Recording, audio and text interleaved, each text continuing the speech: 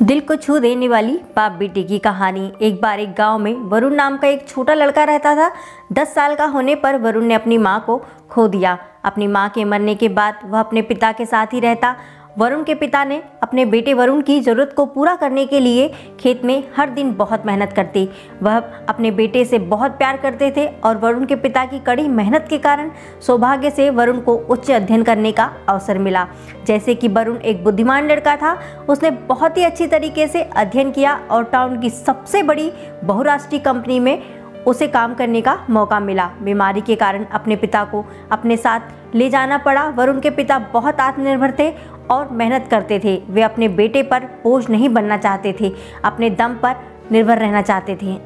लेकिन उनके रिश्तेदारों और शुभचिंतकों ने उन्हें अपने बेटे के साथ जाने और उसके साथ रहने के लिए मना लिया।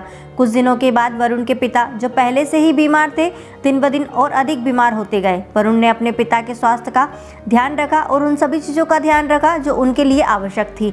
वरुण को अब अपने पापा की सेवा करने में हिचकिचाने लगा था। वरुण को अपनी पापा की सेवा करना बोझ लगने लगा और अपने अंदर गलत भावना और व्यक्तिगत जीवन के बारे में सोचना शुरू कर दिया, जिससे कि वह नाखुश और तनाव में रहने लगा। वरुण अपने पिता की अनदेखी करना शुरू कर दिया क्योंकि वह अपने पिता के साथ रहते और उनकी देखभाल करने में संकोच होने लगी थी उसे। वह खुश भी नहीं था। वरुण के पिता ने अपने बेटे के व्यवहार में बदलाव को देखना शुरू कर दिया।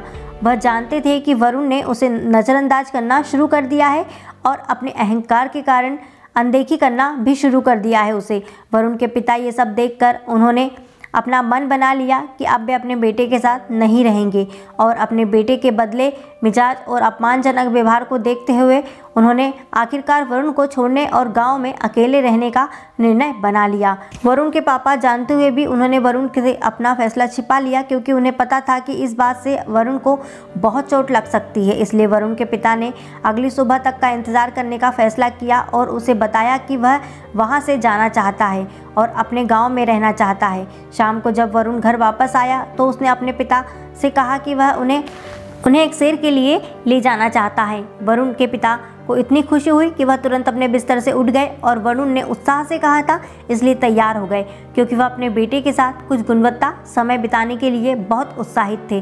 वरुण, जो पहले से ही अपने पिता को लंबे समय तक चलने और रास्ते में छोड़ के आने का मन बना चुका था, वरुण के पिता ने सभी लकड़ियों के डंडे उठाकर सड़क पर रखना शुरू कर दिया। एक गैप छोड़कर सड़क पर एक के बाद एक रखते गए। अपने पिता को ऐसा करते देख वरुण सोच में पड़ गया था, लेकिन वरुण यह जानने के लिए बहुत उत्सुक था कि उसके पिता ने इस तरह डंडे को क्यों रखा है। उसने पूछने पर उसके पिता ने मुस्कुराते हुए कहा कि मेरे प्यारे बेटे, जब तुम बच्चे थे तो मैं भी यही काम करता था ताकि अगर तुम दुर्भाग्यवश रास्ता भूल जाते हो तो तुम आसानी से इस लकड़ी की वजह से यही रास्ता पा सकते हो।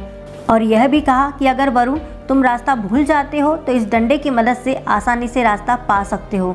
अगर तुम मुझे छोड़ दोगे तो हम अकेले हो जाएंगे, इसलिए मैं नहीं चाहता कि मेरा बेटा जंगल की सड़क में कहीं खो जाए मुझे खोजते हुए। तब वरुण को एहसास हुआ कि उसके पिता सब कुछ जानते हैं। वरुण ने तब अपने पिता को बहुत कसकर गले लगाया और वे दोनों रोने लगे।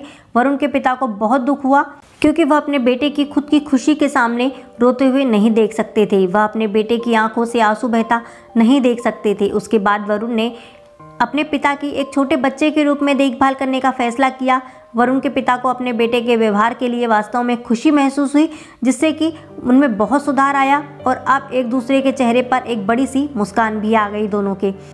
दोस्तों, कभी भी अपने माता पिता को मत छोड़ो, उनके बिना जीवन अधूरा है। और यह मत भूलो कि अपने माता पिता के कारण तुम इस दुनिया में हो और जब आप जानते हो कि हमें उनकी सबसे ज़्यादा आवश्यकता है तो हमारे माता पिता हमेशा हमारे लिए होते हैं, चाहे वह अच्छी या बुरी परिस्थिति में क्यों ना हो।